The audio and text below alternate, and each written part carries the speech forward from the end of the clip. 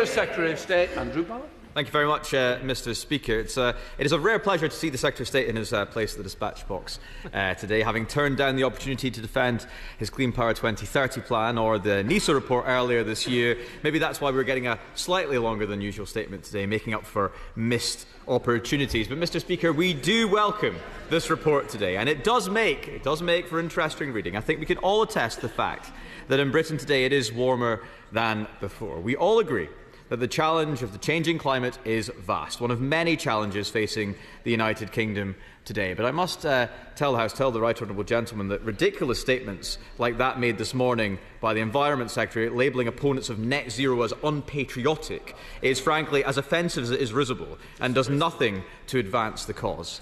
I must also add mine and many others' growing sense of unease at the language emanating from those around the Net Zero Secretary, accusing anyone who dares question the policies or plans being worked on by his department as being deniers or being supportive of an end to our British way of life. We need to bring back a sense of rationality, of proportion to this debate, because out there, language like this is alienating more and more people from the important cause of ensuring that the planet we pass on to our children and theirs is in a better state than the one we inherited at the minute.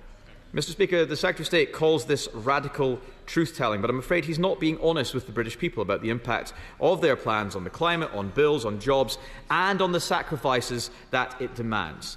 The Leader of the Opposition has been very clear. Chasing net zero by 2050 is unachievable without making the country worse off. That is the truth.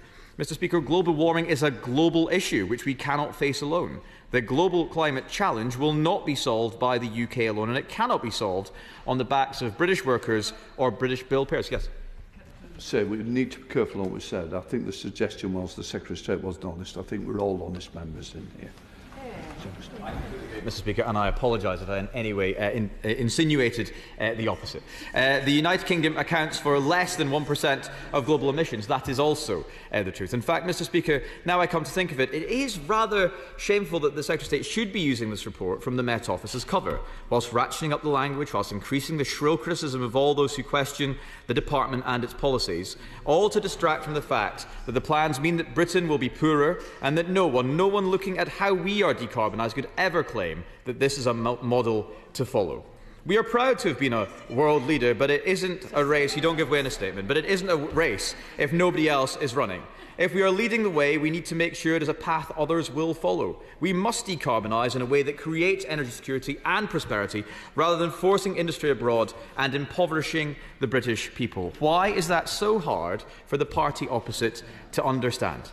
Now, we see in the Met Office's report that the demand for cooling has approximately doubled, a strong case for introducing more air conditioning into homes, improving comfort and reducing the burden on the health system during heatwaves. So, whilst I welcome his commitment to expand the boiler upgrade scheme to include air-to-air heat pumps, which, as he says, offer cooling as well as heating, can I urge the Secretary of State to speak to the Mayor of London and get the ridiculous restrictions on air conditioning units in new builds in London removed? We must move away from this poverty mindset on reducing energy usage. Paying solar panels to switch off whilst refusing to absorb that excess to demand to cool homes is truly ridiculous. It's time to take the global scale and nature of this challenge seriously. Offshoring manufacturing like ceramics does not solve global warming, but it does make Britain poorer. It does make Brits unemployed. To build this government's 1.5 million new homes, we will be using more bricks than at any time since the Second World War. But thanks to this government, fewer than ever before will actually be made here in Britain.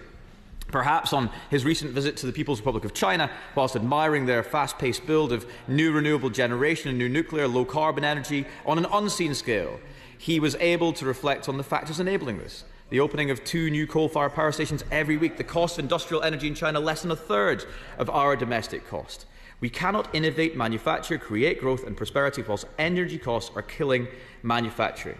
Mr. Speaker, I'm afraid that this government's plans will drive up the underlying cost of energy to industry, and Britain will be paying the price.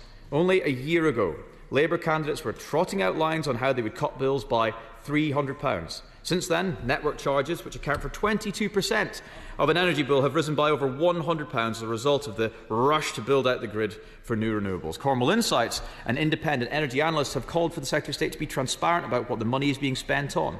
The principal consultant urged the Secretary of State to be honest with the public about the impact of net zero policy costs on bills. Of course, a clean, secure and reliable power source does exist in nuclear, and whilst we do welcome the announcements a few weeks ago of the commitment to Sizewell C and the SMR programme, but the lack of ambition, the refusal to commit to a 3rd gigawatt scale reactor, preferably on Anglesey, the decision to decommission the UK stockpile of plutonium, the selection of only one small modular reactor technology and the refusal to repeat the 24 gigawatt ambition that we set out for nuclear industry is frustrating. We could do so much more. So will the Secretary of State commit to protecting Wilfa for a new gigawatt-scale reactor in the future? Mr. Speaker, it is indeed time for a policy of radical honesty. Global warming is a global challenge, and his plans will have a negligible or even negative impact on global emissions, I am afraid, driven sadly by ideology, not by practicalities of facing this challenge whilst growing the economy. We are telling the difficult truths. They are running from reality. I mean, I'll be honest, Mr. Speaker, I just feel incredibly sad to listen to the honourable gentleman, and not in a good way. I mean, the trouble is, we're in a situation now where the Shadow Secretary of State goes into hiding when there's a statement about the climate crisis, because it's just too embarrassing to try and articulate the government's the opposition's position. And look, the central chasm at the heart of his response is that he and his colleagues have taken the decision to abandon 20 years of bipartisanship when it comes to climate.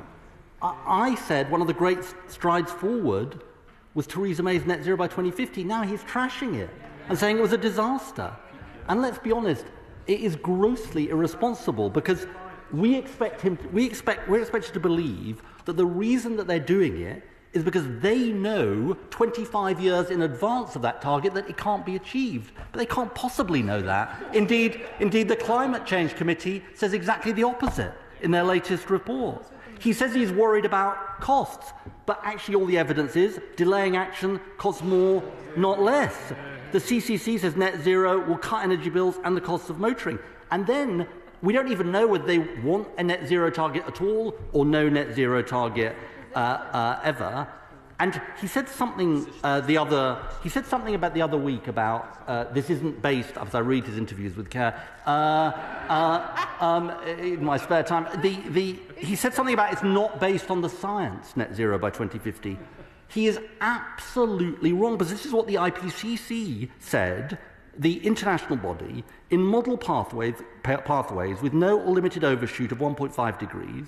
Global net CO2 emissions declined by about 45% from 2010 levels by 2030, reaching net zero around 2050. The point is, net zero was a target that Theresa May adopted, driven by the science. So what are they? They are anti-science, they are anti-jobs, they are anti-energy security, and they are anti-future generations. And I have to say, I can't put it better than Theresa May, and he should be quiet because he used to work for her. I can't put it better than Theresa May, and this is what she said. Theresa May, she was a former Conservative Prime Minister just 5 years ago. Those of us who advocate accelerating our progress towards net zero emissions are labelled fanatics and zealots. Ironically, the name-calling often emanates from ideologues at the political extremes, or from populists who offer only easy answers to complex questions. I couldn't put it better myself.